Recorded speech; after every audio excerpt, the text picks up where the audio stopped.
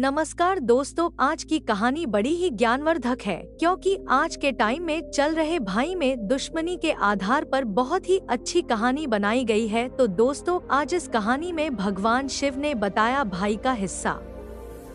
हड़पने वाले भाई का किस प्रकार कर्म फूट जाते हैं। तो चलिए दोस्तों, बिना देरी किए आज की इस कहानी को शुरू करते हैं। और आप हमारे इस चैनल पर नए हो तो हमारे इस चैनल को लाइक, शेयर और सब्सक्राइब जरूर कर ले ताकि और भी आने वाली नई कहानियां हम सबके पास जल्दी से पहुंच सके और सब मिलकर इसका लाभ उठा सके। दोस्तों, एक बार माता पार्वती ने भगवान शिव से कहा है, प्रभु आज मेरे मन में एक प्रश्न उठ रहा है, यदि आप मेरे प्रश्न के उत्तर देकर आप मुझे संतुष्ट करोगे तो मेरे मन को बहुत शांति मिलेगी। तब भगवान शिव कहते हैं, हे देवी, आखिर तुम्हारा मन में कौन सा प्रश्न उठ रहा है। फिर माता पार्वती रहती है, हे प्रभु, भाई का हिस्सा।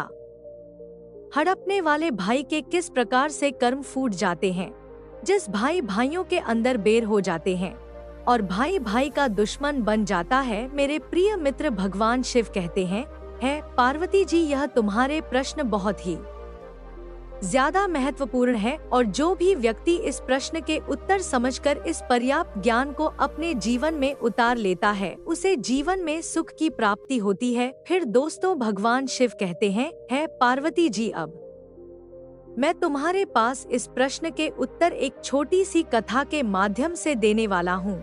इस कथा के माध्यम से तुम अपने इस प्रश्न के उत्तर को ठीक तरह से समझ पाओगे, परंतु मेरी एक शर्त है, जब तक मैं इस कथा को सुनाऊं तब तक तुम्हें इस कथा को ध्यान से सुनना होगा। माता पार्वती जी कहने लगी है, प्रभु मैं आपके वचन देता हूँ कि इस कथा को मैं पूरा मन और तन से सुनूंगी। आप कृपया कर उसे कथा को आरंभ करें।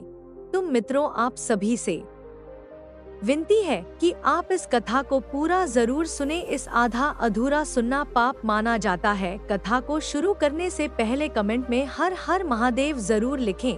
दोस्तों, एक नगर में एक सेठ रहता था। उसके 2 पुत्र थे। बड़ा बेटा चालाक और बेईमान किस्म का था, वही छोटा बेटा सीधे स्वभाव का था। सेठ के पास में धान की कोई कमी नहीं थी। इस प्रकार से सेठ जी अपने परिवार के साथ में ऐसी खुशी से अपना जीवन यापन कर रहे थे। वही एक समय ऐसा आता है कि सेठ जी का देहांत हो जाता है। फिर सेठ जी की मृत्यु हो जाने के बाद में सेठ जी के बड़े बेटे के मन में विचार किया कि अब पिताजी दुनिया में नहीं रहे, दोनों भाइयों के बीच में संपत्ति का बंटवारा हो जाना चाहिए। फिर सेठ जी के बड़े बेटे ने अपने छोटे भाई को बंटवारा करने के लिए बुलाया और कहा, पिताजी अब दुनिया में नहीं रहे तो हम दोनों के बीच में संपत्ति का बंटवारा हो जाना चाहिए, ताकि समाज के लोग यह ना कह सके कि बड़े भाई ने छोटे भाई का हिस्सा नहीं दिया। अब तुम एक काम करो, चलो साथ साथ बैठ करके बंटवारा करने के पहले खाना खा लेते हैं, उसके बाद में फिर से संपत्ति का बंटवारा करेंगे। तो दोस्तों, भगवान शिव कहते हैं, पार्वती जी, इस प्रकार दोनों भाइयों के साथ में खाना खाया और फिर छोटे भाई ने अपने बड़े भाई को जवाब दिया, भैया बंटवारा आप ही कर लेते, मुझे अपना हिस्सा दे देते, बाकी आप रख लेते, मुझे बुलाने की क्या जरूरत थी। फिर सेठ जी का बड़ा लड़का कहने लगा, नहीं भाई, मैं यह सुना बर्दाश्त नहीं करूंगा, क्योंकि कि बड़े भाई ने छोटे भाई का हिस्सा मार लिया। फिर भगवान शिव जी कहते हैं, है पार्वती जी, इस प्रकार से सेठ जी का बड़ा लड़का बंटवारा करना शुरू करता है और खाने पीने की चीजों से 2 थालियां को सजाता है। एक थाली में मिठाई ज्यादा थी, इस वजह से वह थाली खाली खाली नजर आ रही थी। वहीं दूसरी थाली में पापड़, चावल, भुजिया आदि रखे थे, इसलिए वह ज्यादा भरी हुई नजर आ रही थी। जो थाली खाली खाली दिखाई पड़ रही थी, उसमें कीमती मिठाइयाँ, दूध पाक, मलाई, बर्फी आदि रखी हुई थी।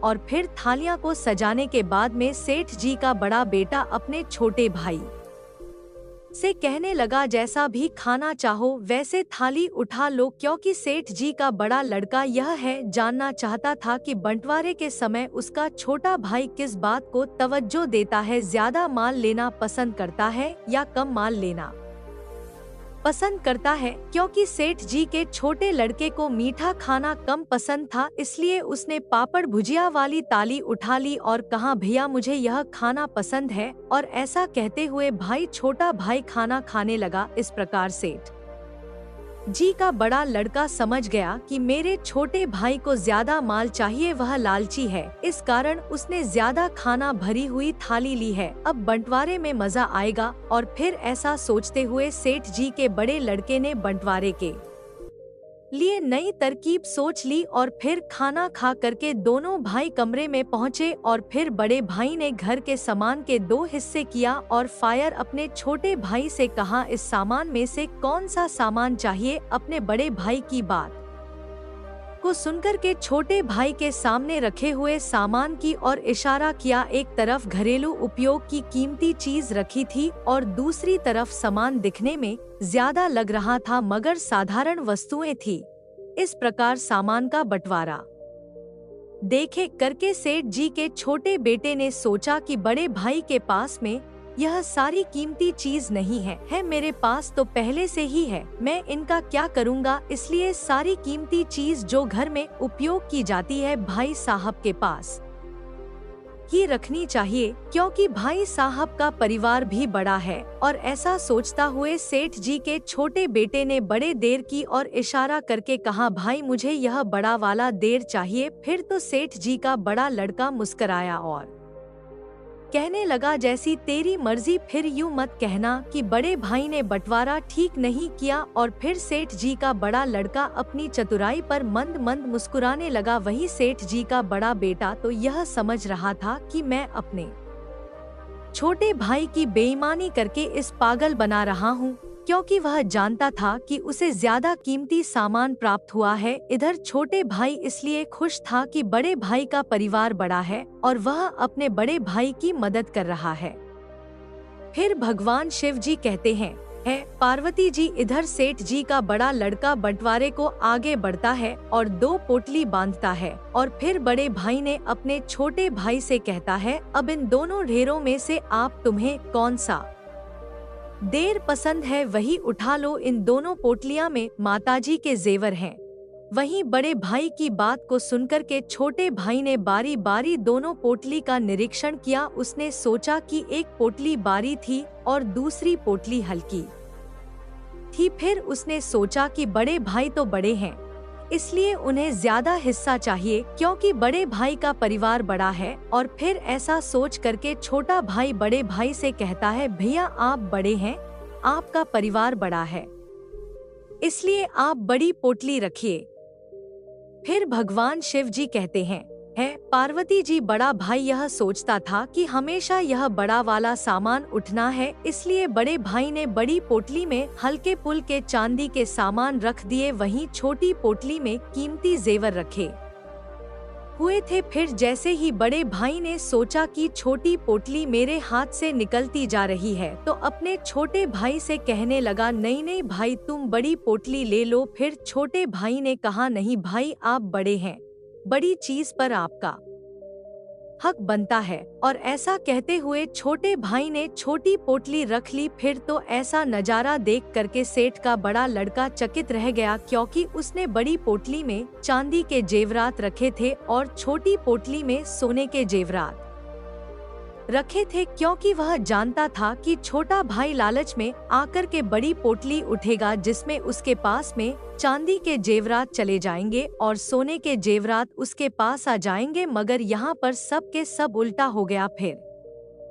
दोस्तों भगवान शिव कहते हैं, पार्वती जी। इस पर सेठ के बड़े लड़के ने अपने छोटे भाई से कहा, इस बार तू बंटवारा करना नहीं तो लोग कहेंगे कि बड़े भाई ने बंटवारा करके छोटे भाई को ठग लिया है। क्योंकि बड़े भाई ने सोचा छोटा भाई बंटवारा करेगा तो फिर मैं उठाऊंगा, परंतु इधर छोटे भाई का हृदय कोमल था। वह बड़े भाई का हित चाहता था, क्योंकि बड़े भाई के बच्चे ज्यादा थे, इसलिए छोटा भाई चाहता था कि जमीन का ज्यादा हिस्सा बड़े भाई साहब को मिले। इसलिए वह अपने बड़े भाई को अपने पैतृक घर पर ले गया और अपने बड़े भाई से कहा, भाई यह अपना पैतृक मकान है, पिताजी ने आपके जाने के बाद में इसे बनाया था। फिर तो सेठ जी के बड़े लड़के ने देखा कि एक और 2 मकान है और 3 मंजिल भवन खड़ा है, वहीं दूसरी और एक दुकान के पास से अंदर जाने का गेट है या नहीं। एक और तो भाव मंजिल भवन के साथ 2 दुकानें बनी हुई है, वहीं दूसरी ओर एक दुकान है और पीछे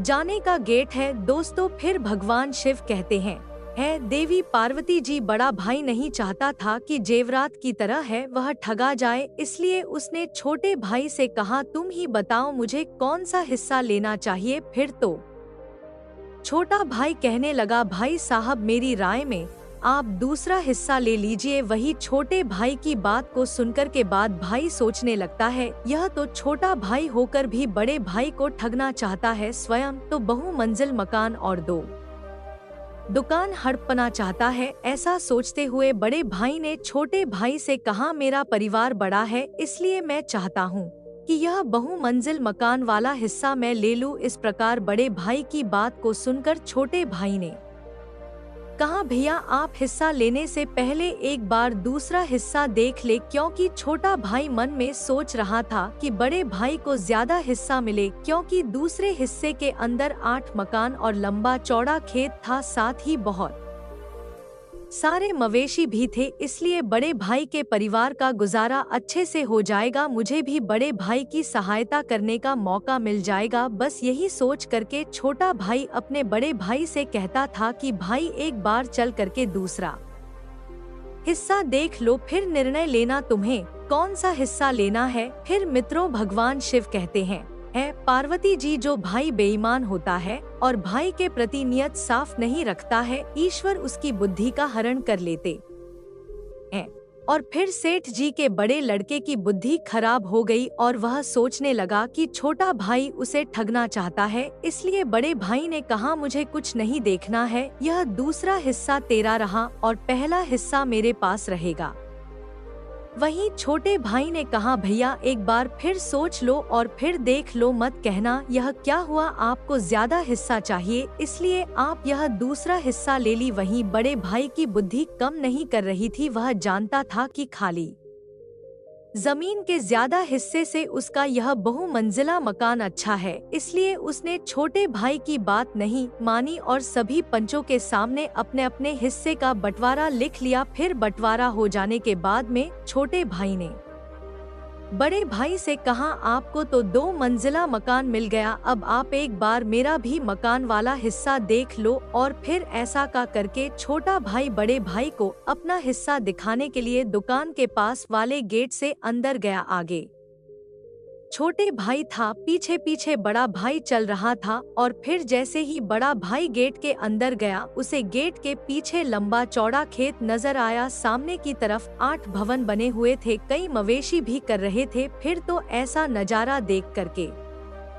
बड़ा भाई दंग रह गया और अपने छोटे भाई से कहने लगा, यह हिस्सा पिताजी ने कब खरीदा था। तब छोटा भाई कहने लगा, भैया आपके जाने के बाद में पिताजी ने इसे खरीदा था, इसलिए तो मैं आपसे बार बार कह रहा था कि आप बड़े हैं, आपको बड़ा हिस्सा चाहिए, मगर आप नहीं माने। फिर दोस्तों भगवान शिव कहते हैं, पार्वती जी, आखिरकार बड़ा भाई क्या कर सकता था, क्योंकि बंटवारा हो चुका था। और फिर छोटे भाई के महल को देखकर के बड़े भाई को एकदम से दिल का दौरा पड़ता है और उसकी मृत्यु हो जाती है। इसलिए कभी भी भाई के हिस्से की बेईमानी नहीं करनी चाहिए, और जो भाई भाई के हिस्से की बेईमानी करते हैं उनका हालत सेठ जी के बड़े बेटे की तरह ही होता है। मित्रों, किसी ने सच कहा है, बाप बढ़ाना भैया सबसे बड़ा रुपया यह है, आज से नहीं, यह कहावत तो पहले से ही चली आ रही है। इसलिए मित्रों, भाई से हमेशा प्यार करना चाहिए, क्योंकि भाई जैसी चीज दुनिया में दूसरी कोई नहीं है कहते हैं ना। जिस घर में भाई भाई का प्यार बना रहता है वह घर स्वर्ग बन जाता है। इसलिए दोस्तों हमेशा भाई के साथ मिलकर रहना चाहिए। इसलिए दोस्तों यह है एक बहुत ही ज्ञानवर्धक कथा है। आता उम्मीद करती हूँ कि आपको मेरी यह कथा पसंद आई होगी, तो हमारे इस चैनल को लाइक, शेयर और सब्सक्राइब करना ना भूले और कमेंट में हर हर महादेव जरूर लिखें। धन्यवाद दोस्तों।